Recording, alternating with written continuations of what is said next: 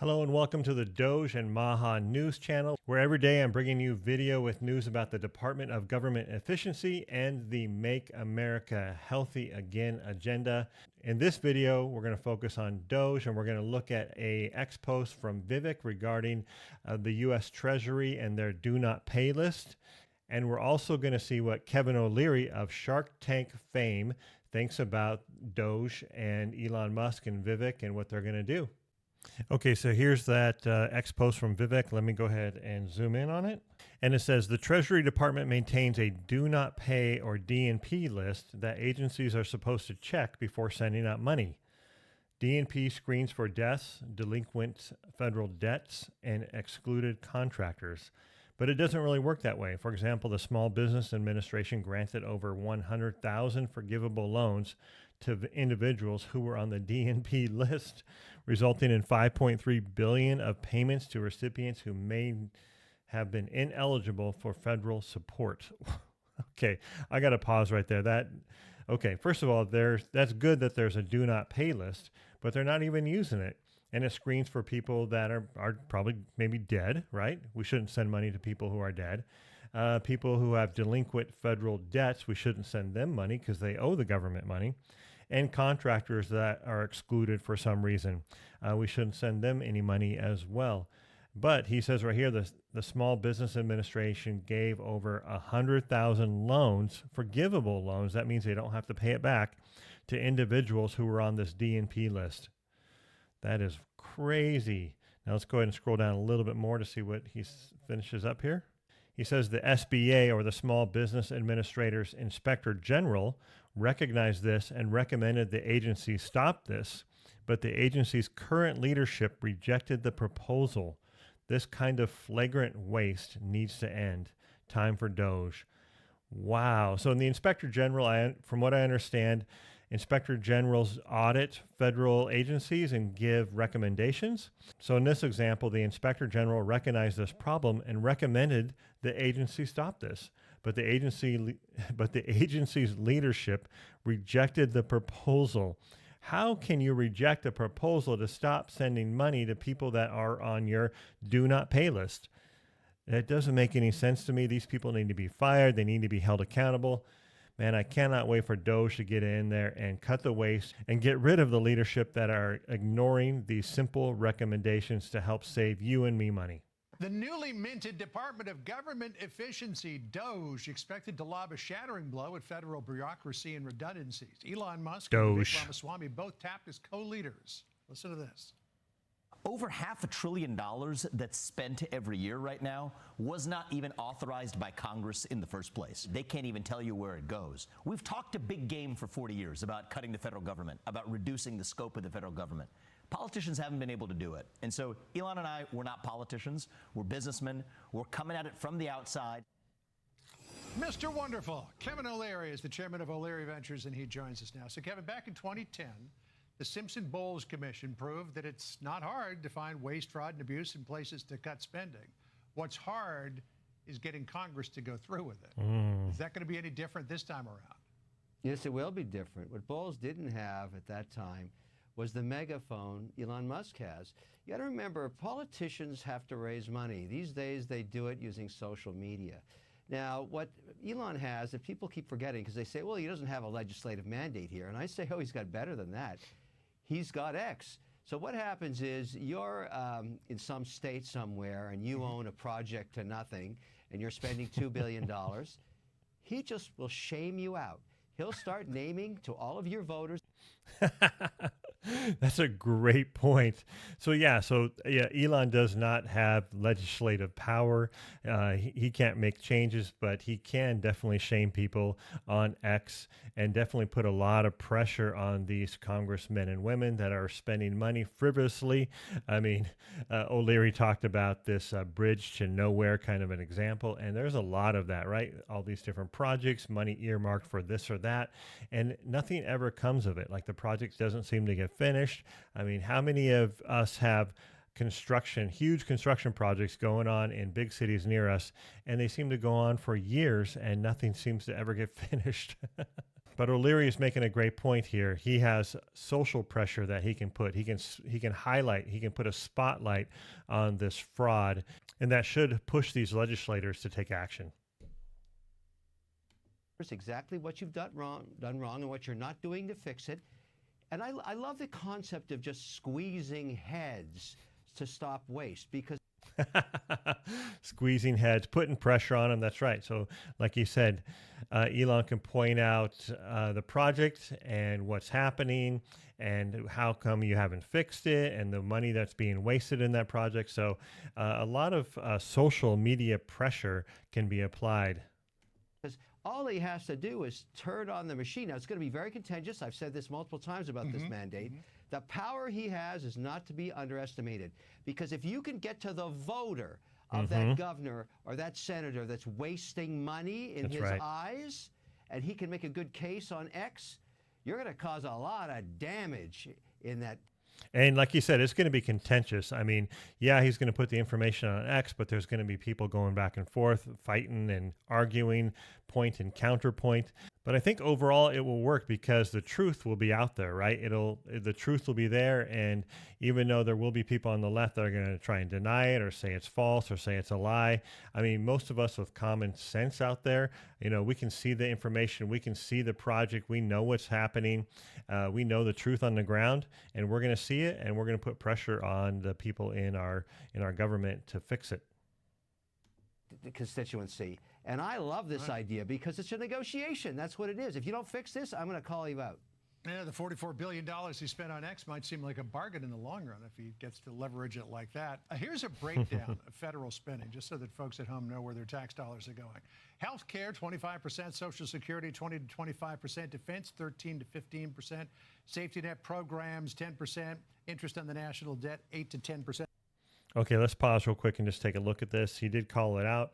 So healthcare, 25% of our federal spending, Social Security, 20 to 25, defense is only 13 to 15%, safety net programs, 10%, and national debt, 10%. So it's interesting. I'm curious to see what departments are in each one of these buckets. These are all general buckets. And when you look at it from a 10,000 feet view like this, boy, it's really hard to see what to cut. But I know there's bloat in each one of these areas, whether it's contractors, especially like defense contractors. There's a lot of bloat in healthcare. 80,000 employees in HHS organization alone. So there's a lot of opportunity to cut and streamline, not just employees, but also the spending that is being done frivolously, like we pointed out earlier, where money is going to people on the do not pay list. That's easy, low-hanging fruit for them to tackle right away. The way it breaks down is 61% of spending is mandatory, 13% is on debt service, 26% is discretionary, which really will be the target of DOGE. And that is a small piece of the pie to try to wring $2 trillion out of, Kevin. 26% is discretionary spending. So I'm assuming that's probably spending that each organization is doing. It's not mandated by law. It's just add-on spending that each organization has kind of grown and added on to their mission statement, I guess, if you want to call it that. But it's not a legislative mission statement. It's something that they have added on more spending to grow their programs. So that seems like pretty low-hanging fruit. And right now we're talking like $6 trillion, and Elon Musk says he can get rid of $2 trillion. So that's 1/3. So if 25% is discretionary, that's a good chunk of the way towards getting rid of that $2 trillion. I don't know. I think healthcare could be another place of savings. We haven't really used any technology there yet. We haven't really digitized medical records. We really haven't brought a mandate of AI into that. I think we could save a lot of money. The U.S. has one of the worst IRR returns on healthcare spending. When you can compare it to some of the European countries like Switzerland or England or France, they do a much better job. But they share the records on a much more ubiquitous basis that we do. We're always concerned about privacy, but I think we could fix that too. But I like looking at everything. I don't see any reason why these two can't just release the hounds and go nuts. Everybody's interested to find out what. Isn't that the truth? Release the hounds, go nuts. I like the idea of cutting and then cutting and cutting. And if you cut too far, then, hey, let's add them back in. I think that's a kind of Musk's philosophy as well. They're going to see, and I'd like to hear it myself, because maybe it's a means test on Social Security. We have to fix this because the deficit's getting a little big right now, and the bond market's starting to get a little uneasy in the 10-year. I worry about that. Yeah, I mean, there's no question that Social Security is something that might need to be looked at, but Simpson Bowles said, let's look at that, and Republicans in Congress said, nope, not going to touch that. So Elon Musk is having no end of fun with all of this. America. Yeah, that's a good point. I mean, people are concerned about Social Security and things like that. And honestly, if we don't fix or streamline things, Social Security is not going to be available for people even like me. You know, I'm 10 years out from getting Social Security, maybe a little bit longer than that, like 13 years. When I was younger in my 20s, I just assumed Social Security would be bankrupt and I wouldn't be able to draw from it at all. It looks like it's still around and it might still be around for me and available for me. However, it would be much more solvent if we could go in and streamline the processes, make them more efficient so that more of the money is directed towards the recipients and less is directed towards the administration of the program itself. His PAC produced this tweet saying, quote, the Pentagon just failed its 7th audit in a row. The nation's largest government agency is unable to fully account for its budget of over $824 billion. They don't even know where billions of taxpayers' money is going. Efficiency is coming, to which Musk retweeted with a comment, sounds like a job for DOGE. Go DOGE. It really looks like he's looking forward to getting into the numbers here. I rest my case, Your Honor. Here he goes. He's just going to keep on these guys, hitting him every day to 1 billion people that are willing to listen. And the head squeezing begins. I love head squeezing. This is fantastic. They're going to think he's going to go away. No, he won't. He'll just keep going and going and going and going, and no one's going to stop him. He owns the network. We've never had anything quite like this, and I absolutely love it. This is terrific. All right. Well, we'll see if they can wring that money out of the federal budget. Kevin O'Leary's pretty funny. I always kind of liked watching him on the Shark Tank. I thought he was kind of funny. But here, you see his sense of humor coming out. I love head squeezing. But that's a great point. I mean, that was an example of Elon Musk putting out an X post and putting pressure on the government bureaucracy and how the Pentagon has failed its 7th audit in a row and they don't even know where most of their money is going. It's ridiculous. So a lot of pressure is being put on that organization right now in order to fix that. And I think they can do that with every single organization in the government. Put the pressure on them, make those leaders accountable. For example, the leaders that were in that post from Vivek earlier in the video, you know, those leaders that refuse to take the recommendation to stop paying money to the people on the do not pay list. And they said no to that. Those people need to be fired and replaced with people that will actually follow fiscal recommendations. It'll be something to watch. Kevin, great to catch up with you. Thank you, sir.